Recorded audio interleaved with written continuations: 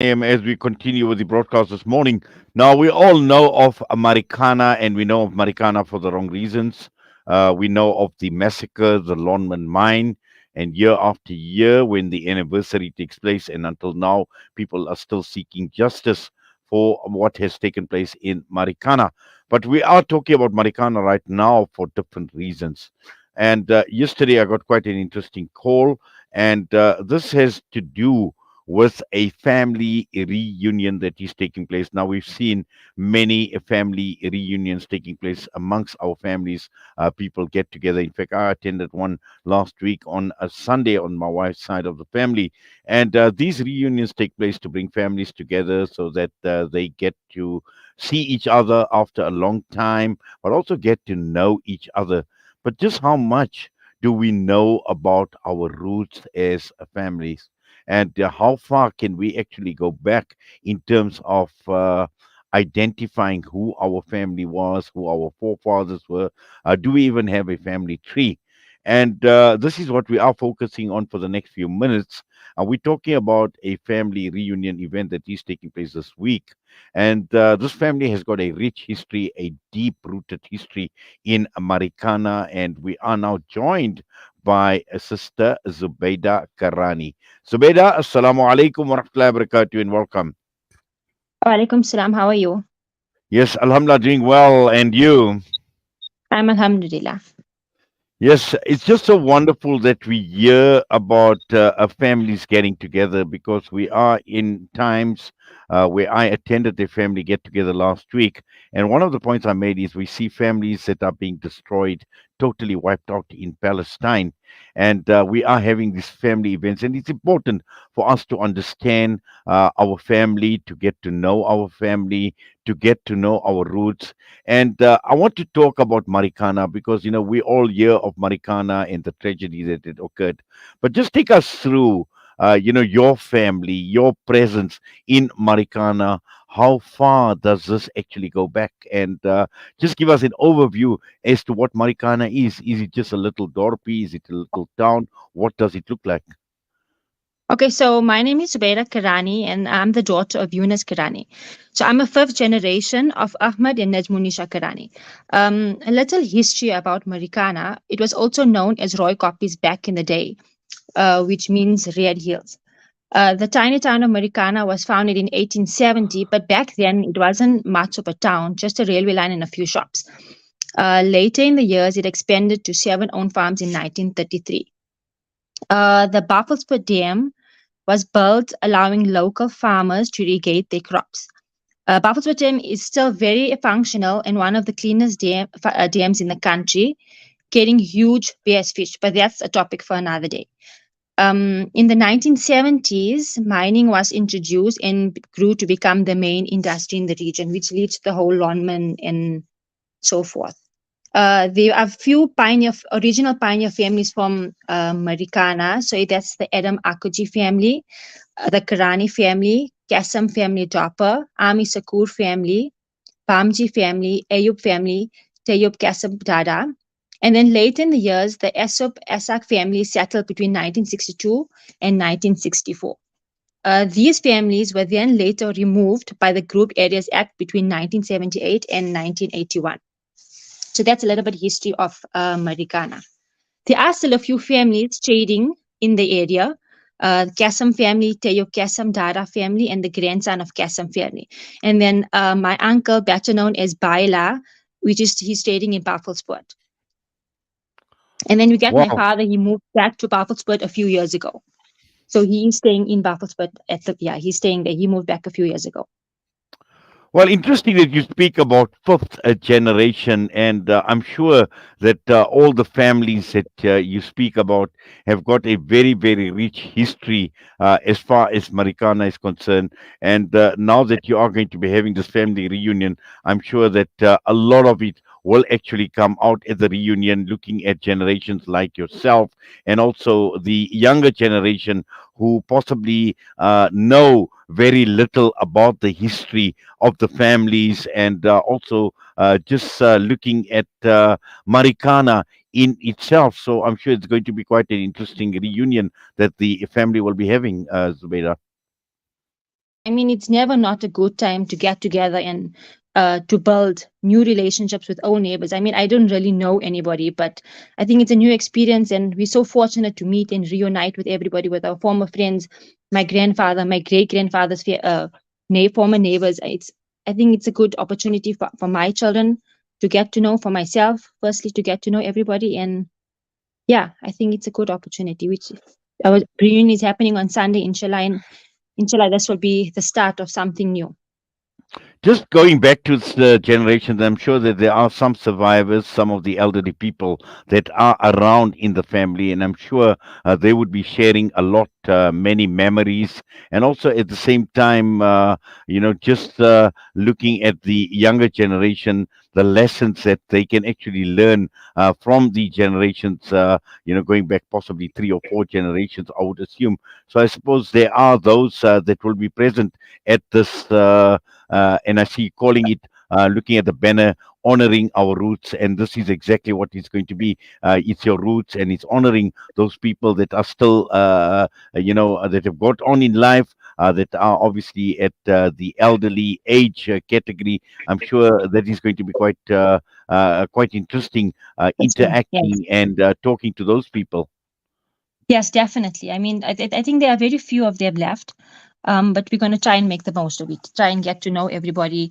Try and get to find out all the stories from about my grandfather's time. I think there are very few elderly people that are left, but inshallah, let's see. Well, certainly. And just, personally for you, Zubaida, I mean, what does this actually mean for you personally? It goes very deep in your heart. I mean, I don't know much about Marikana because by the time my family moved out, I was born in Rustenburg, so much of the roots and the neighbors in it we don't really know. So I think it's good to know and to interact with my grandfather and my great grandfather's neighbors. So I think that it holds a special place in your heart because it was so dear to them.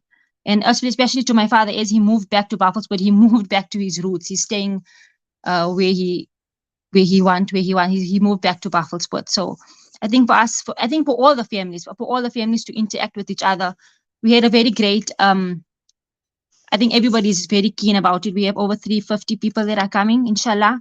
So I think it's going to be good, inshallah. Like I said, it's never not a good time to get to know everyone and to have a get together. Well, I suppose the family must be quite, spread out far and wide at this point in Yes, time. And you're yes, mentioning 350 people, so they would be coming from all around the country. yes, yes. So we have some people coming from Durban, from Cape Town. We have everybody. Basically, it's everybody spread out far and wide. So we looking. I think everybody's looking forward to it. Well, I mean, I would be looking forward to it as well. Just have you been back to Marikana, or have you seen Marikana? What it looks like? Just to go No, back no, down memory lane. not lately. But a few of the committee members from the group have gone back, and I think they have taken pictures just to let everybody know what's happening in the area. Not to Marikana itself, to Pavelsburg, yes, but I think a lot of the people haven't been to Marikana in a few years. I And don't think what there's is much left there. It's just the mines that is there, but there's no families that are staying there, no Muslim families that are staying there. So it's not much left in Marikana. Well, it's quite interesting because I think I'm not too sure whether it's your uncle that I spoke to yesterday Yes, when he Mohammed. called me. Yes, Mohammed spoke to me yesterday, and he gave me a bit of a history as well, and also looking at how the old people had actually set up certain structures within Marikana, and also talking about the mosque and talking about salah facilities, and all of those were set up in those days as well. And I'm not too sure whether that still exists at this point in time, Zubaida. It was also set up by most of the pioneer families that I mentioned in the history. So most of those families, basically, those were the first original families in Marikana itself. So most of them set up whatever that was there. So Well, yeah, I'm sure it's going to be a wonderful get together, a great family reunion. And again, I like the title, Know Your Roots, because I think not many of us actually know where our roots come from. And it's actually amazing in today's times that you could go back 5 generations, which is quite a bit, which is quite an achievement. and I'm sure that you know a lot obviously will come out when the family gets together at Marks Park on a Sunday. So we wish you all the best as well, the families as well, and very very interesting that we're able to have this discussion with you right here on Salam Media this morning. So all the best to you, all the best to the family as well for Sunday, and Jazakallah khairan so much for your time, Zubaida, this morning. Jazakallah so much. I mean, Assalamu alaikum wa rahmatullahi wa barakatuh. Wa alaikum salam. Well, this reunion is actually called a Marikana reunion, honoring our roots and it's about reuniting as well. So it is taking place with the families, 350 people that will be converging at Marks Park on a Sunday at the sports club. So this is quite interesting, and I'm sure all the families from right across the entire country are equally excited about meeting up with each other, but more importantly, to tap into this rich history of Marikana. And with that, we're going to go for a break. We come back and we will be playing out an interview that I had last night on Wednesday nights with myself, Inayat Wadi. Now, this interview is against what is playing out in Gaza, and also at the same time looking at the Muslim world. And many questions are being raised as to where is the Muslim world with regards to what is taking place. Why are they not coming forward? And these are many questions that have been asked. And just today, it is actually quite sad that we've learned about a number of Muslim countries. We've learned about Saudi Arabia having approved the deployment of US air defense systems within its borders to safeguard Israel against external threats. Now, this is as a result of missiles, and we've heard the announcement come through from Yemen about missiles originating from Yemen and targeting Israel passing over Saudi territory. Now, why would Saudi Arabia approve the deployment of US air defense systems? And also, it's not only about Saudi Arabia, but we've seen it with most of the Muslim countries, where we've seen now the internal dynamics starting to play out, because these missiles are coming through from Yemen, backed obviously by the Houthis. And we know what had taken place between Saudi Arabia and Yemen, the Houthis. We've seen Egypt as well flatly refusing to accept the mass migration of Palestinian refugees into its territory. And yesterday, for the first time after 4 weeks, we've seen the Rafah crossing being opened, but being opened for people that have got dual nationalities, for foreign passport holders that were allowed to leave, and only 81 injured that were allowed to go and get treatment in Egypt, considering there are 18,000 or so people that have been injured. So this is a position that Egypt is taking. A lot of criticism has been leveled even against people like Erdogan in Turkey. We've heard him this massive speech that he had given to close to onto a million people in the streets of Istanbul, and obviously showing himself off as the main defender of Muslims, the main defender of the faith, but without actually doing anything about this. So what we've seen is just empty rhetoric being repeated over and over again. We've seen other countries calling on the likes of the United States of America, the very same aggressor, the very same supporter, active supporter of Israel in each every way, resources being made available, providing him with arms, providing him with personnel, with army personnel. So against this background, we've seen while Israel is hell bent on its policy of ethnic cleansing, on its policy of genocide, and we have a Muslim world that is totally impotent, that is totally silent on what is playing out. And this is exactly what we are going to do after the break, is play out excerpts of this interview that I did last night.